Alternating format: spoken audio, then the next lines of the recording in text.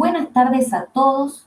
En nuestra clase de hoy vamos a dedicarnos a desarrollar la penúltima de las escuelas de la teoría general de la administración, conocida como teoría general de los sistemas. Para comenzar con el tema, es importante que podamos partir de un concepto general acerca de lo que significa y representa esta nueva teoría denominada teoría de los sistemas. Es por ello que vamos a conceptualizarla como una disciplina lógico-matemática puramente formal en sí misma, pero que puede ser aplicada al campo de las ciencias sociales y de aquellas ciencias que se ocupen de estudiar todos organizados, es decir, aquellas ciencias que trabajen con sistemas. Caben destacar sobre esto dos características o cuestiones importantes para nosotros. En primer lugar, entender a esta teoría ya no como una escuela, sino bajo la concepción de una disciplina verdaderamente científica, y por otro, el enfoque y el tipo de pensamiento integrado y totalizador que denominamos como enfoque sistémico, a partir del cual va a ser posible redimensionar y reformular gran parte de la teoría administrativa. El surgimiento de esta escuela se produce en la década de 1950, encabezada por el biólogo alemán Ludwig von Bertalanffy y sus seguidores, entre los que podemos mencionar desde el campo de la economía a Rappaport, desde la matemática a Bowling, a von Neumann y desde la ingeniería a Shannon, entre otros. Los esfuerzos y el interés de los pensadores de esta corriente se enfoca en la elaboración de una teoría interdisciplinaria que permita trascender problemas específicos o exclusivos de cada ciencia, valiéndose de metodologías integradoras que permitan desarrollar principios físicos, matemáticos, biológicos o psicológicos y modelos generales que sean aplicables a todas y cada una de las ciencias involucradas. Ahora bien, para poder entender el propósito central y el enfoque de esta teoría de pensamiento, es necesario que consideremos y analicemos cuáles fueron las diferentes razones que explicaron y fundamentaron su aparición, y que no son otra cosa que una serie de problemas propios del contexto de realidad de la época. Entre ellos podemos mencionar, por un lado, el fenómeno de crecimiento intenso y veloz al que se veían sometidas la mayoría de las ciencias en este periodo y que daba lugar a un proceso de superespecialización de las mismas. ¿Esto qué significa? Significa que en su preocupación por encontrar respuestas o soluciones adecuadas, los científicos se fueron concentrando y encerrando cada vez más dentro de sus fronteras respectivas y sus áreas de conocimiento. Al mismo tiempo, y como consecuencia de lo anterior, comienzan a incrementarse los problemas de incomunicación entre las diferentes especialidades científicas y con ello a aparecer conflictos interdisciplinarios. El notorio divorcio o separación que se observaba entre los diferentes continentes científicos fue causante de serias dificultades para la coordinación entre ellos y preocupó en gran medida a los estudiosos de este periodo porque ocasionaba estancamientos y fuertes retrasos en los avances de la ciencia.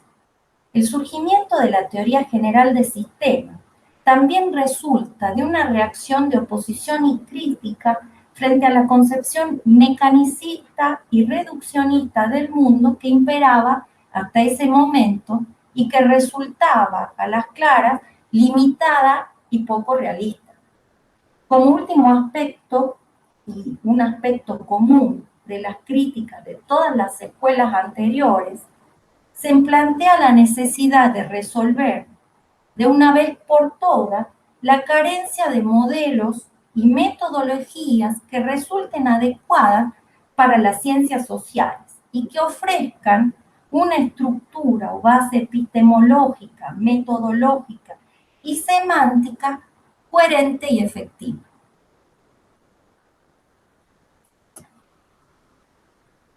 La teoría general de la administración fue transitando a lo largo de los distintos periodos históricos una intensa y creciente modificación y enriquecimiento de su enfoque y de sus principios, desde la época de los clásicos, pasando por los humanistas, los estructuralistas, los neoclásicos y los teóricos de la organización. Los principios intelectuales vigentes y de influencia para estas teorías del siglo pasado se refirieron básicamente al mecanicismo, al reduccionismo y al pensamiento analítico, que van a ser sustituidas a partir del surgimiento de la teoría general de los sistemas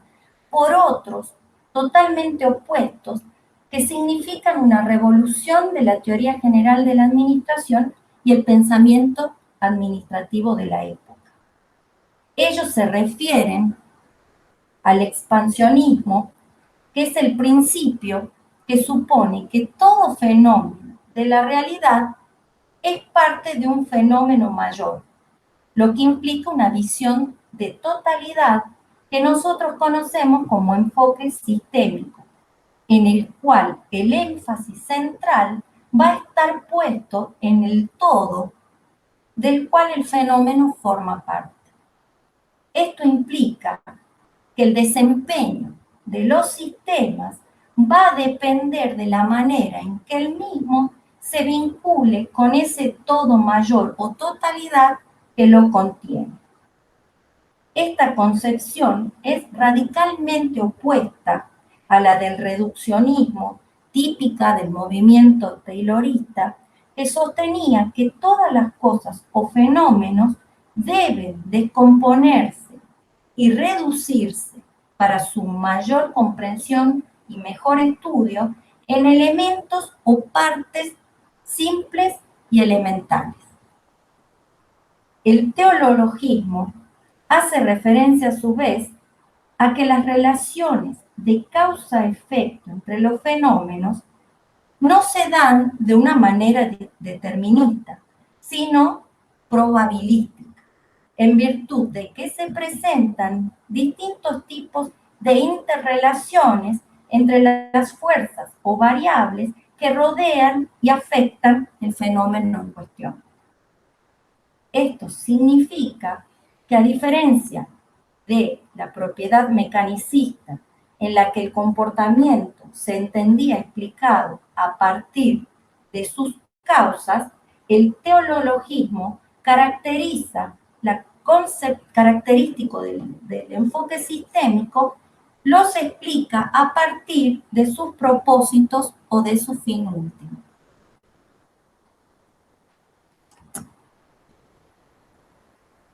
Fruto de los esfuerzos del impulsor de esta teoría, Bertalanffy, y sus colaboradores, en 1954 se crea una sociedad denominada Sociedad para la Investigación General de los Sistemas en el ámbito de la Asociación Americana para el Desarrollo Científico. Las funciones principales de esta sociedad se refirieron a la investigación del isomorfismo en los diversos campos de la ciencia. Esto significa enfocarse en encontrar aspectos comunes a estos campos que permitan y fomenten las transferencias entre ellos y así favorezcan su avance y su enriquecimiento. Otra de las preocupaciones de la sociedad se refirió al desarrollo de modelos teóricos adecuados para ser usados en aquellos campos del conocimiento que aún no contaban con ellos. Se preocuparon también por la optimización de los esfuerzos teóricos en diferentes ámbitos, evitando la duplicación o repeticiones científicas a partir de las transferencias de avances y resultados entre áreas. Por último, van a procurar promover o lograr la unidad de la ciencia a partir de mejorar o de lograr sistemas de comunicación que sean integrados, coordinados y eficientes. Estos dos últimos objetivos van a reflejar la clara intención que tenían los pensadores de la sociedad de ser capaces de contrarrestar la marcada separación que se daba en el ámbito científico, fruto de la superespecialización que repercutía en problemas de distanciamiento e incomunicación.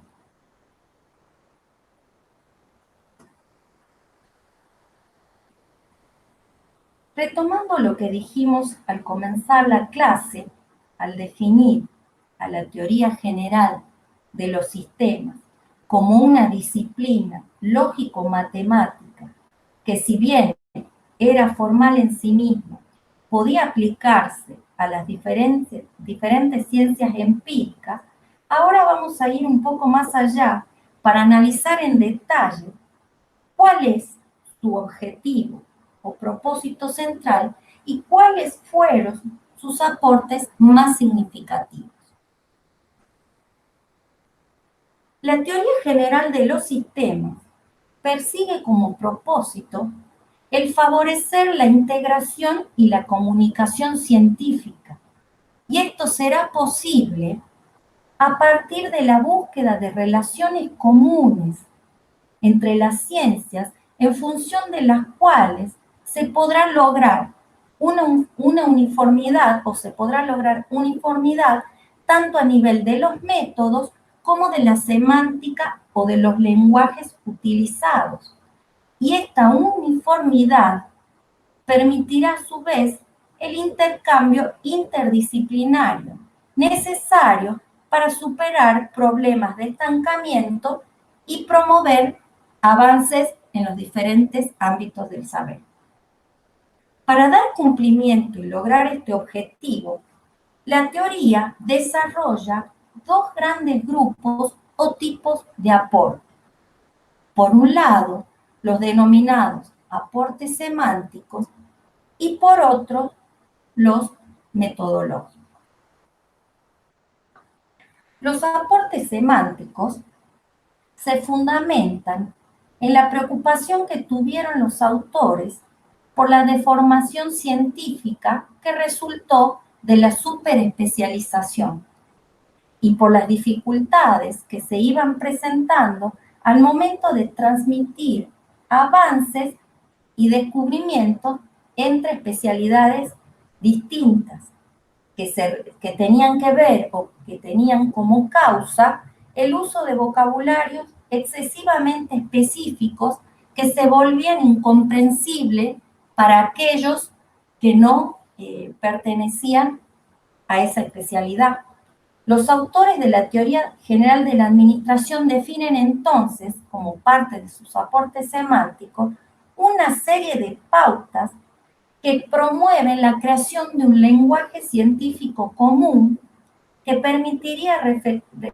resolver las dificultades de comunicación interdisciplinar. Esto supone contar con un cuerpo de conceptos equivalentes que puedan aplicarse en la totalidad de la ciencia. Basados en estos conceptos, los pensadores de esta teoría formulan una serie de principios que serán válidos para todos los sistemas en general. Por ejemplo, ya lo vamos a ver más adelante, sería el caso del uso de las nociones de sistema, subsistema, sinergia y homeostasis. Respecto a los aportes metodológicos, mencionamos que van a tener que ver ya no con el desarrollo o el logro de un lenguaje común, sino de una metodología científica común o universal que a partir del uso de modelos generales permita las transferencias entre los campos del saber. Estos modelos abarcan al isomorfismo sistémico y al modelo de rango o de estructura de los sistemas. Basándonos en todo lo que venimos analizando hasta ahora sobre el tema, podemos afirmar que la teoría general de los sistemas constituye una ciencia general de la totalidad, que si bien, ya dijimos, no se configura como una escuela en sí misma,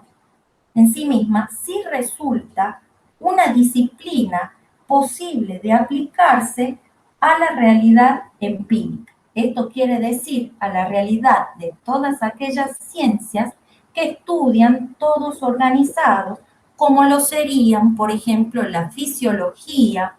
y en el caso particular del estudio del sistema respiratorio, la astronomía, al estudiar el sistema solar, la sociología, cuyo objeto de estudio es el sistema social, y la administración, con el objeto de estudio que ya analizamos en las primeras clases de la materia, que son las organizaciones. Esto significa, esta ciencia de la totalidad supone que los modelos científicos generales van a poder, van a favorecer el compartir los avances y descubrimientos ya realizados por una ciencia sin que sea necesario redescubrirlos o duplicar esfuerzos en otras, favoreciendo o resolviendo el problema de los retrasos y los estancamientos científicos.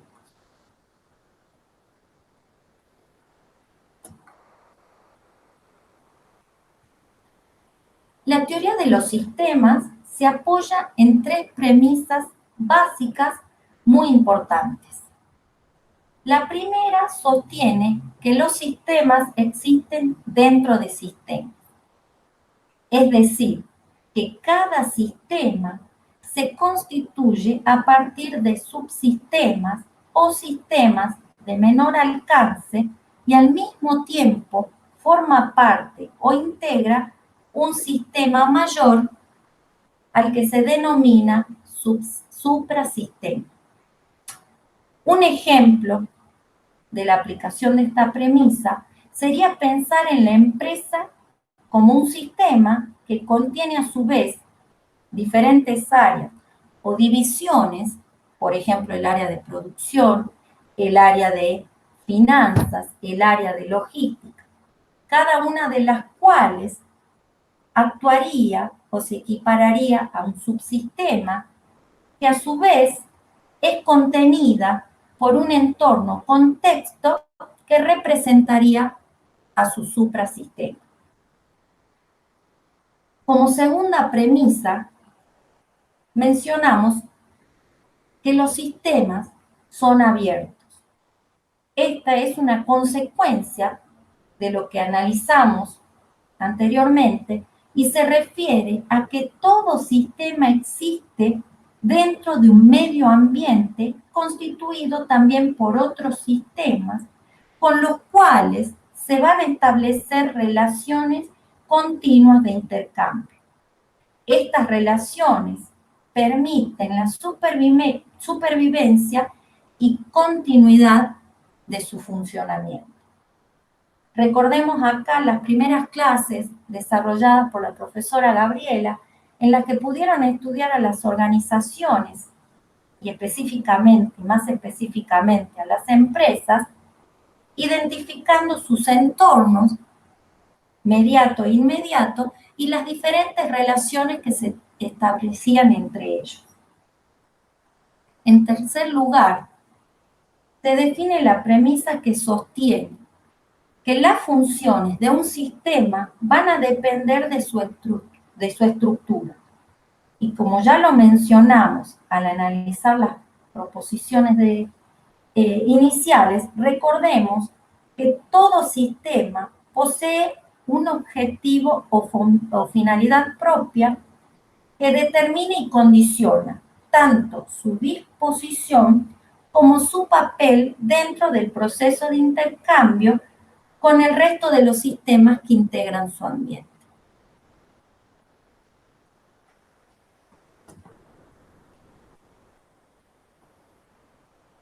La utilidad y la riqueza de esta teoría tiene que ver con que permite redimensionar los fenómenos a partir de una perspectiva integrada o sistémica que relaciona aspectos o temas de naturaleza diversa. En primer lugar, debemos analizar qué es lo que entendemos al hablar de sistema, conceptualizándolo como aquel conjunto de elementos interdependientes e interactuantes que forman un todo organizado y se abocan al logro de un objetivo común operando sobre información, energía y materia. De esta definición se desprenden una serie de características que le son propias, como ser la existencia de un propósito u objetivo. Todo sistema, por definición, posee uno o más de un propósito u objetivo que motiva su existencia y que condiciona su funcionamiento, su estructura y sus elementos. La globalidad o totalidad es otra de las características que se deriva de la definición de los sistemas y está relacionada con la naturaleza orgánica de los mismos, por la cual cualquier cambio o estímulo en una de sus partes o unidades producirá modificaciones o efectos en las restantes, generando que el efecto total de tales alteraciones dé lugar a un proceso de ajuste del sistema en su conjunto. De este proceso de ajuste continuo que presenta el sistema se derivan los otros dos fenómenos o características importantes.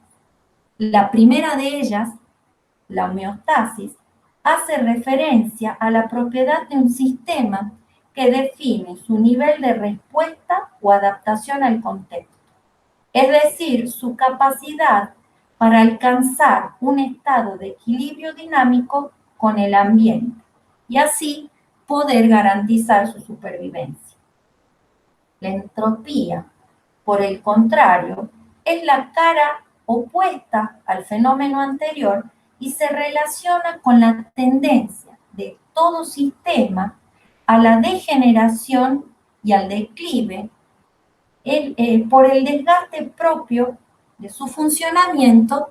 y en razón de su uso. Un ejemplo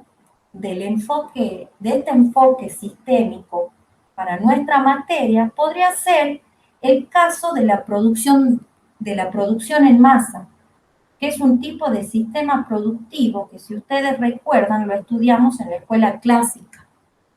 Este sistema funciona a partir de una serie de elementos, como podrían ser los equipos, las herramientas, las máquinas, la materia prima, los trabajadores, que se combinan y funcionan unidos para lograr un fin común, que en este caso sería la fabricación de un determinado producto, y que todos, actuando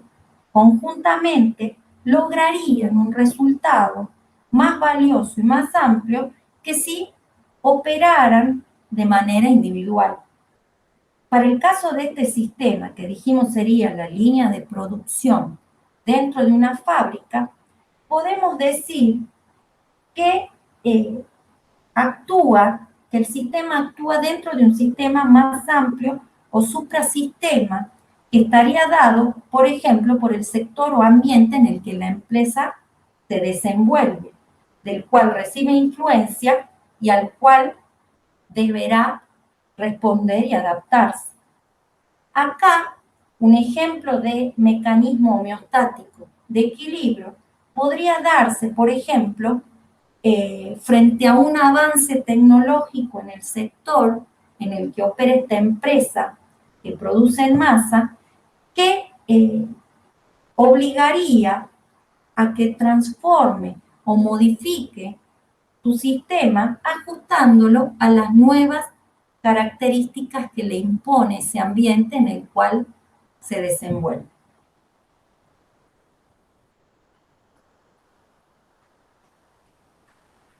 En la realidad, ahora que ya sabemos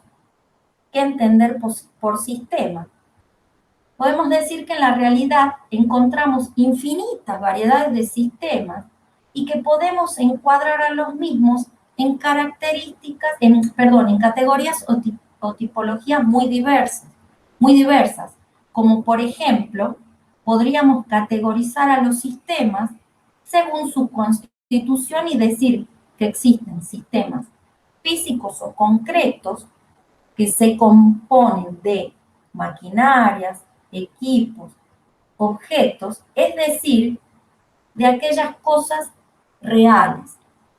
Estos sistemas físicos son también conocidos como sistemas de hardware. Los sistemas abstractos, a diferencia de los anteriores, se componen de planes, conceptos, ideas, es decir, de símbolos o cosas que solo existen en la mente y en el pensamiento de las personas. Estos tipos de sistemas suelen conocerse como software.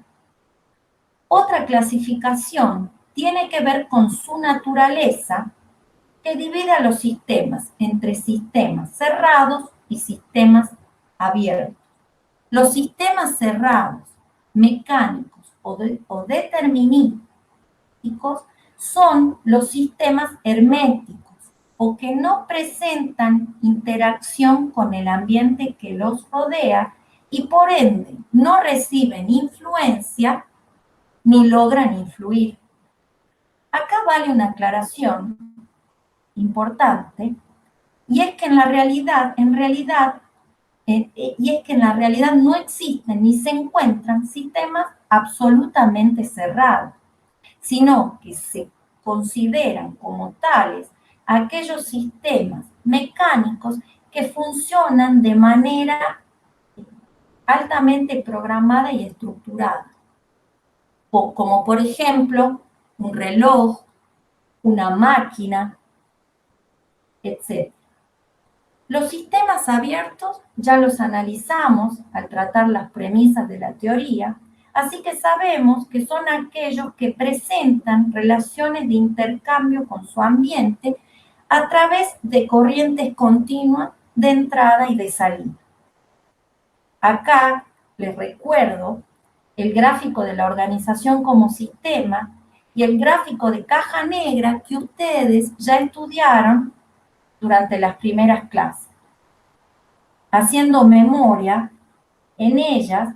era posible observar la existencia de corrientes o flujos de intercambio que se generaban entre la organización y su ambiente y que se denominaban corrientes de feedback o de retroalimentación. Por último, tenemos la clasificación basada en el origen de los sistemas que diferencia a los sistemas naturales de los artificiales según existan por sí solos en la naturaleza, los primeros, como por ejemplo serían el caso de un lago, de un bosque, del cuerpo humano,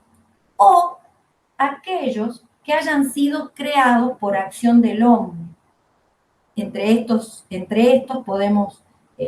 citar a una locomotora, a una máquina específica o a un avión.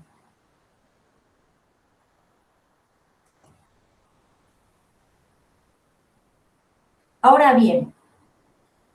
para cerrar o terminar el desarrollo de los aportes semánticos de la teoría, vamos a presentar una lista que enumera una serie de conceptos elementales y básicos que forman parte del lenguaje universal aportado por la Sociedad de Investigación encabezada por Bertalanffy. Como se trata de una extensa lista, solo explicaremos aquellos que ustedes aún no conocen, ya que el resto lo fuimos mencionando y desarrollando a lo largo de los encuentros anteriores. Estos conceptos pueden identificarse a partir del presente diagrama o esquema de sistema e involucran, entre otras nociones, a la de sistema, el concepto de contexto, subsistema, la noción de elemento, la noción de entrada, insumo, salida, la de procesamiento, transformación, la de retroalimentación o retroacción o feedback, la homeostasis, la entropía, la idea de límite, la definición de rango, de variable y de morfogénesis. Nosotros vamos a detenernos en las últimas 5 que aún no mencionamos ni desarrollamos. Por límite entendemos aquella delimitación que diferencia o separa el sistema de su contexto y de los demás sistemas y que determina el foco de atención del investigador u observador de un fenómeno al demarcar qué debe ser considerado y qué no en su análisis, según se encuentre por fuera o por dentro de su límite. El rango hace referencia a la existencia de una estructura o jerarquía entre los sistemas y sus respectivos subsistemas que indica con claridad las relaciones de orden e importancia que existen entre ellos. Por variable entendemos a todos aquellos elementos que existen o conforman cada uno de los sistemas y sus respectivos subsistemas. Estas variables se desempeñan en los procesos según las circunstancias de maneras muy diferentes y pueden asumir comportamientos que se denominan de parámetros o comportamientos denominados de operador. Los comportamientos de parámetros se presentan cuando una variable se mantiene inactiva ante una determinada situación. No se trata, acá aclaramos, de una variable fija o estática, sino de una variable inalterada durante un periodo específico. Los comportamientos de operador, por otro lado, se presentan para el caso de aquellas variables que dinamizan o activan al resto, convirtiéndose en líderes o centros de influencia. Por último, la morfogénesis se refiere a los procesos de intercambio con el ambiente que tienden a aquellos intercambios que tienden a modificar o alterar tanto la forma como los rasgos o estado de un sistema en particular.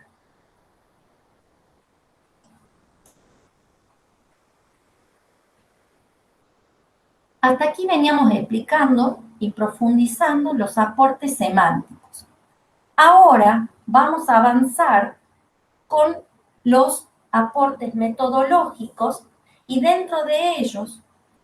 más específicamente en los modelos de isomorfismo sistémico y el modelo de rango de las estructuras de los sistemas. A partir de la verificación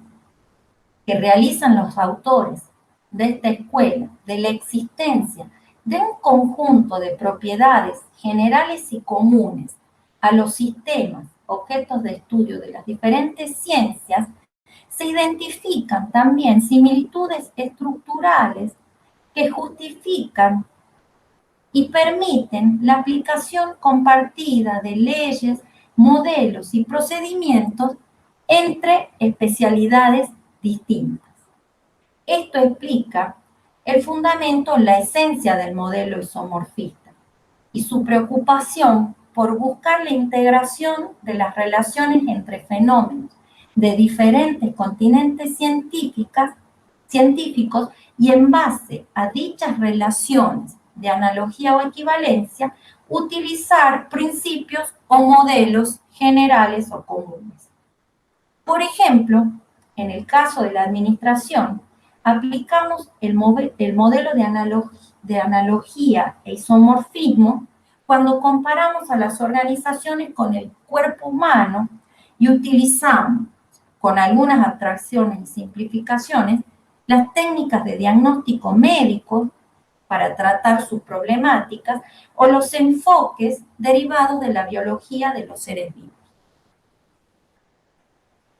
El modelo de rango es un modelo que difiere del anterior porque parte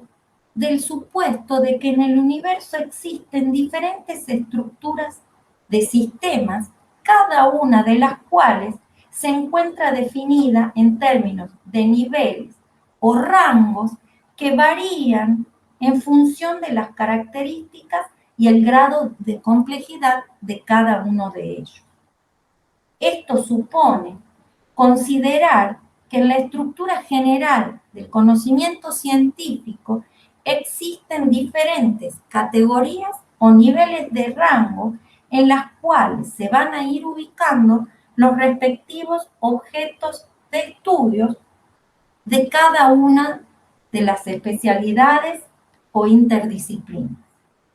Bowling es el autor que propone este modelo y considera que la estructura científica se estratifica en 9 niveles,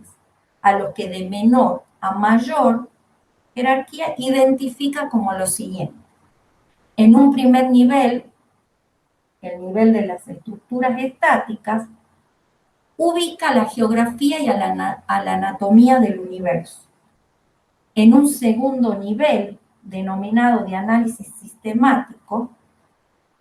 incluye aquellos sistemas dinámicos simples, como lo son la economía, la astronomía. En el tercer nivel de los mecanismos de control o de los sistemas cibernéticos, Bowling ubica aquellos sistemas que poseen interacción con el ambiente, como sería el caso, por ejemplo, de la biología. En un cuarto nivel, el de las estructuras autorreguladas o sistemas abiertos, ubica a las células. El quinto nivel, denominado genético asociativo, es en el nivel en el que podemos ubicar a la botánica como ciencia. El sexto nivel, el nivel animal, es el nivel de la sociología. El séptimo nivel corresponde al nivel humano en su dimensión individual. El octavo nivel, denominado nivel de los sistemas sociales, resulta particularmente importante porque en él se ubica al objeto de estudio de la administración, es decir, a las organizaciones y a las empresas. Acá pertenecen las ciencias de sociología, antropología y psicología social. Menciona Bowling un último nivel, que es el noveno, y corresponde al nivel de los sistemas trascendentales para todos aquellos fenómenos desconocidos y hasta el momento inexplicables. Lo importante de este modelo de rasgo tiene que ver con considerar que el objeto de estudio de la administración, que son las organizaciones, deben estudiarse formando parte del nivel número 8 de las organizaciones sociales. Otro aporte metodológico del modelo de Ramos tiene que ver con la concepción de que ciencias como la antropología, la sociología y la psicología social también van a estar integradas en la definición del nivel octavo. El modelo pone a su vez en evidencia los errores o falacias metodológicas en las que se podría incurrir en caso de asimilar o estudiar a la administración utilizando modelos de otros niveles inferiores que se corresponderían con objetos de estudio de naturaleza orgánica o mecánica. Las teorías formales que no consideran la influencia de la conducta humana en base a esta estructura de rangos o jerarquía deberían ubicarse en el cuarto nivel.